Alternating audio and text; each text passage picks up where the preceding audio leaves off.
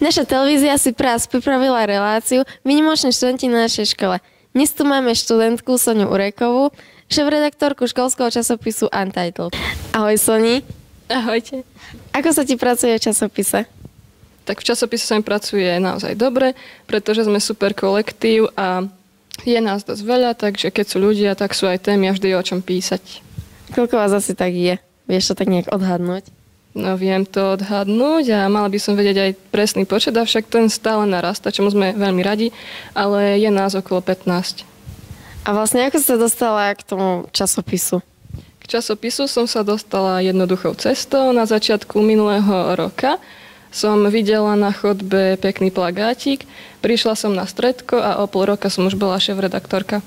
Tak takýto rýchly kariérny zostup. A o čom vlastne tak najradšej píšeš? Najradšej píšem Gimnews, teda novinky zo školského sveta, ale ešte radšej mám rozhovory s profesormi, lebo baví ma zisťovať, čo robia aj mimo školy. A s kým takým najzaujímavejším si spravila rozhovor? S takým profesorom? Tak zatiaľ som robila rozhovor len s pani profesorkou Hobzovou, ktorý ste si už určite prečítali, pretože bol veľmi zaujímavý a bol super. Áno, to môžem potvrdiť. A mohla by si nám prezradiť, čo sa chystá v nasledujúcom čísle?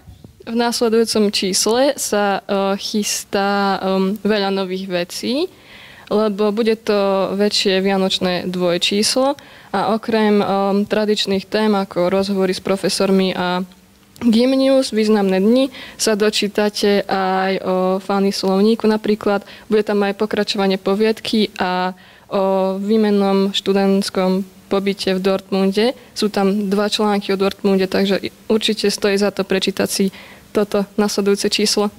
No ja osobne som sa dopočula, že to bude mať až 50 strán, takže je čo čítať. Vyše 50 strán. Vyše 50 strán. Ako vnímaš školskú televíziu z hľadiska školského časopisu? Tak nevnímam vás ako rivalov, ale ako super spolupracovníkov, ako spolužiakov a myslím, že by sme si mali pomáhať a navzájom si v telke a v časopise robiť jeden druhému reklamu. Dobrú.